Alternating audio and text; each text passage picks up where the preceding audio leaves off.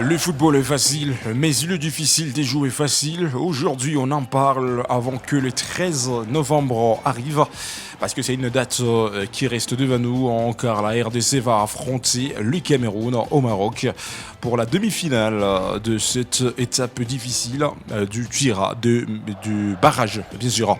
Même si jusqu'à là, tant de personnes n'arrivent pas à bien piger comment le barrage va se dérouler.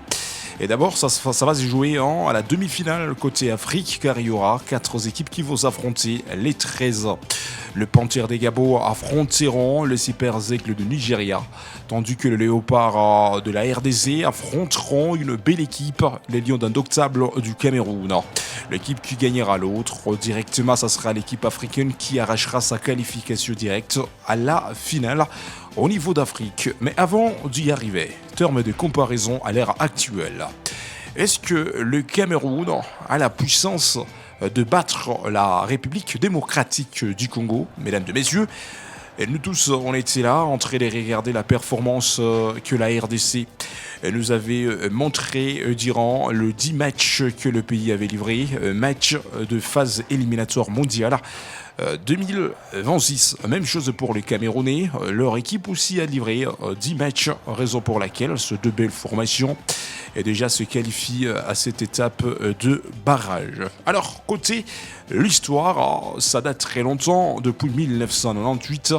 Et c'était une année pendant laquelle la RDC avait gagné sa dernière confrontation devant une belle formation camerounaise. Alors jusqu'aujourd'hui, la RDC n'a jamais encore trouvé la puissance de battre le Cameroun. Alors, dans cette nouvelle génération, ça reste deux belles équipes qui se retrouvent à l'étape qui reste très sérieuse, le barrage. Le Camerounais, si cette équipe peut battre le Congolais, directement les Camerounais seront qualifiés à la finale. Même chose côté RDC. Alors avant que Sébastien de Sabre publie la liste des joueurs qui viendront livrer le match capital devant cette belle formation camerounaise, voici quelques statistiques que Ubisport nous sommes en train de vous parler.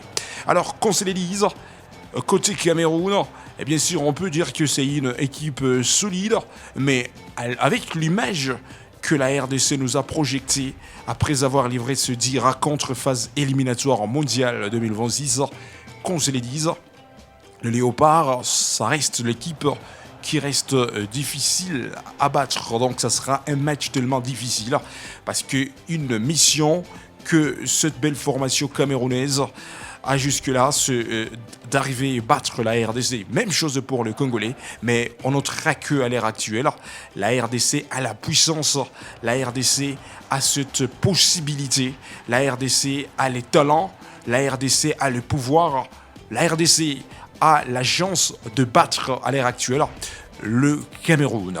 Pourquoi ?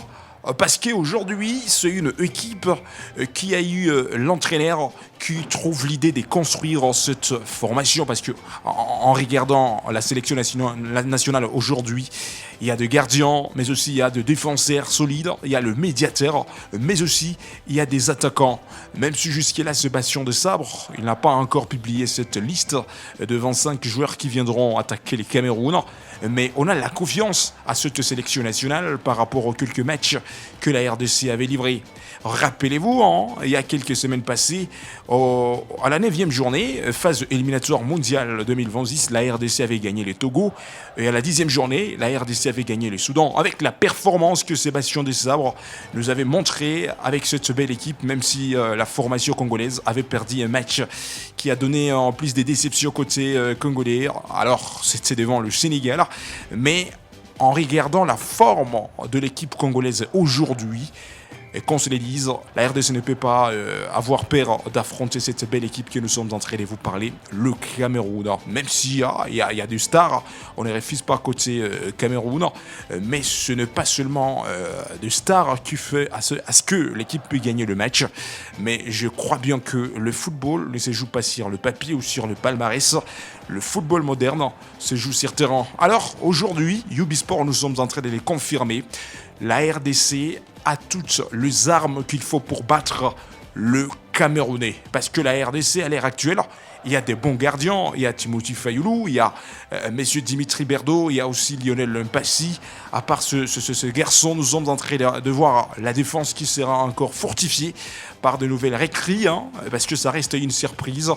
Et on a l'espérance, après avoir publié cette liste de 25 joueurs qui viendront livrer un match capital, il y aura de nouvelles stars qui viendront, qui viendront fortifier cette défense congolaise. Au niveau de la médiane, même chose, on a l'espérance, Sébastien Desabre fera appel aux autres joueurs qui viendront fortifier la médiane congolaise.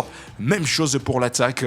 Alors sur le papier à l'heure actuelle, beaucoup de personnes peuvent dire que le Cameroun peut avoir la puissance de battre la RDC, mais Ubisport, nous sommes en train de le préciser, la RDC a la possibilité, a le pouvoir à l'heure actuelle de battre cette belle équipe que nous sommes en train de vous parler, le Cameroun. Alors, quelques semaines qui nous séparent parce que le match de barrage va se jouer le 13 novembre 2025 au Maroc. Et ça sera la première rencontre finale. Donc la RDC est obligée de gagner pour passer à l'étape supérieure. Même chose pour le Camerounais. Une équipe qui va battre l'autre, ça sera la formation qui arrachera directement sa qualification. Alors l'équipe qui va perdre directement, ça sera la formation qui sera éliminé et les rêves sera oublié et à ce qui concerne la course vers le mondial 2026. Mais jusque-là, tout peut arriver et tout est possible. Il suffit de mouiller le maillot, il suffit encore de se donner plus de détermination, plus de motivation. Une fois arrivé à l'étape qu'on peut arracher la qualification au niveau d'Afrique pour aller aux États-Unis d'Amérique et affronter d'autres belles équipes barragistes et faire la différence. Qu'on se le dise, la République démocratique du Congo peut avoir la chance de se qualifier au mondial. Même si, à part la Coupe du Monde, que la RDC est en train de lutter jusque-là, mais on notera que le mois de décembre, ça sera le mois de vérité. La CAN Maroc 2025 va démarrer le 18 décembre 2025. Donc il y a un grand boulot que M. Sébastien Desabre va faire avec cette sélection nationale. Mais aujourd'hui, Ubisport, on commence déjà à les confirmer. RDC Cameroun, la RDC a la probabilité, la possibilité de battre le Cameroun le 13 novembre 2025. En Europe, d'abord, on peut commencer avec les quelques matchs que nous avions observés hier en Italie avec la Serie A italienne. Par exemple, Cagliari, l'équipe qui avait livré le match à domicile devant Sassuolo, 2 pour Sassuolo et 1 pour Cagliari, 0-0 contre la Lazio de Rome et son adversaire, la Coupe du Roi espagnol. Hier, il y avait eu quelques matchs qui s'étaient joués, par exemple Espagnol-Barcelone. L'équipe qui avait livré le match difficile devant l'Athletic de l'Iad FC, 2 pour l'équipe de Charles Piquet. Et le Congolais a été titularisé, 2 pour Espagnol Barcelone, l'équipe qui arrache la victoire. Alors, l'équipe des messieurs Bakambu, c'était la formation qui était de la partie hier, 7 pour Real Betis, de messieurs Bakambu, 1 pour son adversaire, même si Bakambu n'a pas pu marquer hier, malheureusement, même si son équipe avait écrasé son adversaire. Parlons à présent d'autres matchs à suivre aujourd'hui. Le retour de la Liga espagnole, ça va démarrer avec une seule confrontation à suivre aujourd'hui à 22h juste heure locale. Getafe contre Girona. Match qui sera difficile aujourd'hui à 22h juste heure locale. Alors, si on peut vous parlez de ces classements provisoires au niveau d'Espagne, la première place est dominée par le Real de Madrid, 10 matchs livrés égales, 27 points sur le classement. À la deuxième position, le FC Barcelone, 10 matchs livrés égales, 22 points sur les classements. Villarreal, à la troisième position, 10 matchs livrés égales, 20 points sur les classements. Parlons à présent de l'Atlético Club de Madrid. L'Atlético Madrid à la quatrième position après avoir livré 10 matchs avec 19 points. Terminons avec Espagnol Barcelone à la cinquième position Espagnol avec 10 matchs livrés égales, 18 petits points. La tête et le but de Olivier Navarre. Et ce qui est bien fait aussi, c'est ce tableau penalty. Oh, ça semblait pourtant bien fait de la part de Denis Sapien. Merci de nous avoir suivis, mesdames et messieurs. N'oubliez pas de vous abonner sur notre chaîne Ubisport. Laissez vos commentaires, aimez, partagez pour ne rien zapper de prochaines actualités.